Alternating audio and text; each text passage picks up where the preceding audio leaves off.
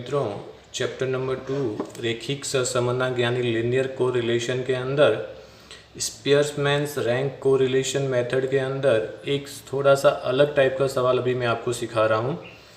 ये सवाल दिखने में हालांकि आपको कठिन लगता है, पर आपको पता है कि हर कठिन दिखने वाली वस्तु जब अपने करते हैं तब काफ़ी सरल होती है। तो इसी प्रकार का एक सवाल यहाँ पे आपको दिया हुआ है। क्रम दिए हुए हैं 1, 2, 3, 4 और 5। निर्णायक दिए हुए हैं 1 और निर्णायक 2। यहाँ पे आपको खास ध्यान रखना है कि C, A, B, C, D इस प्रकार की आपको कैपिटल दिए हुए हैं, लेटर दिए हुए हैं, राइट है। अब इसको क्रम देखकर आपको क्रमांक सहसंबंधांक का क्या करना है, मान ज्ञात करना है, राइट है। तो विद्यार्थी बहुत बार इस प्रकार का सवाल देखकर कंफ्यूज में हो जाते हैं। तो इसका सॉल्यूशन कैसे करेंगे, तो सबसे पहले अपने एक लिख लेते हैं कि यहाँ पे कितना दिया है, A, B, C, D और E दी हुई है। तो यहाँ A, B, C, D, E यानी जो गायक कलाकार दिए हैं उनका नाम। फिर यहाँ पे लिख देते हैं RX और RY। अब यहाँ ऑलरेडी आपको देखेंगे तो क्रम दिया हुआ है। जैसे निर्णायक 1 के अंदर A का क्रम कितना है, 2, तो A के आगे कितना लिख देंगे, अपने 2 लिख देंगे। कितना लिखेंगे, 2, ओके। B के आगे कितना दिया है, B का क्रम कितना है, 3, तो B के आगे कितना लिखेंगे, 3। C का क्रम कितना दिया है, तो C के आगे कितना दिया है, 1, तो यहाँ रख दिया 1। D का क्रम कौन सा है, तो D का क्रम कौन सा है, 5, तो यहाँ रख दिया 5। और E का क्रम कौन सा है, 4, तो यहाँ रख दिया 4। तो इस प्रकार आपको आसानी से RX मिल गया। इसी प्रकार निर्णायक 2 के अंदर देखो, आपको सबसे पहले A का क्रम देखना है। तो A का क्रम कितना है, ऊपर दिया हुआ है क्रम कितना है, 4, तो A के सामने कितना लिखेंगे, 4। B का क्रम कितना दिया हुआ है, 1, तो B के सामने लिखेंगे कितना, 1। C का क्रम देखेंगे तो कितना क्रम है, 2, राइट। D का क्रम देखेंगे तो D का क्रम निर्णायक 2 के लिए कितना है, 3। और E का क्रम निर्णायक 2 के लिए कितना है, 5, ओके। तो आसानी से आपको RX और RY मिल गया।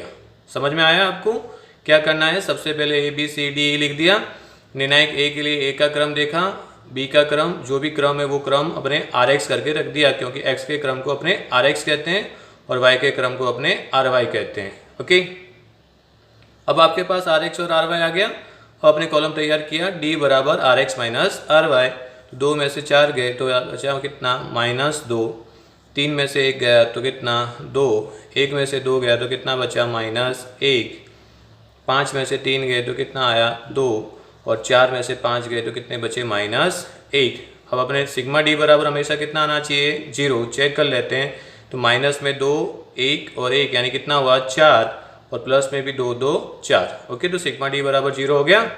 अब इसका स्क्वायर करेंगे तो 2 का स्क्वायर किया तो 4, 2 का स्क्वायर 4, 1, 4 और 1, तो 5, 6, 4, 10 और 4, 14। तो सिग्मा डी स्क्वायर बराबर आपको कितना मिला, 14, ओके। मिल गया 14। अब अपने सूत्र लगाएंगे। यहाँ पे अवलोकन का पुनरावर्तन हो रहा ही नहीं है, सिंपल अवलोकन ही दिए हुए हैं। इसके लिए डायरेक्ट सूत्र लगाएंगे। R बराबर 1 - 6 sigma D square upon n square -1। जब अवलोकन का पुनरावर्तन न हो तो इस प्रकार का सूत्र अपने लगाते हैं। अब सूत्र के अंदर रकम रखेंगे, 1 - 6 सिग्मा डी स्क्वायर कितना है अपने पास में, 14, तो यहाँ रखेंगे 14। n कितनी संख्या दी है, 1, 2, 3, 4 और 5, तो n के बदले रखा 5। फिर 5 का स्क्वायर -1, ओके। तो 1 - 6 × 14 करेंगे तो कितना आया, 84। फिर 5 का 5, राइट है, 25 का स्क्वायर किया, और सॉरी 5 का स्क्वायर किया 25 -1, ओके।